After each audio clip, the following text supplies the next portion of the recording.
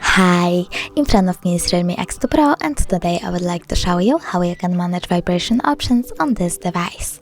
Firstly, open Settings. Now scroll down and tap on Sound and Vibration. Over here you can click on the switcher next to Vibrate for incoming calls to enable or disable vibrations. You can also click on the switcher next to Vibrate on Silent to enable or disable vibrations while your device is muted. Then click on Vibration Intensity, and over here you can adjust intensity of vibrations for incoming calls and start vibrations by swiping left or right. When you're done, go back.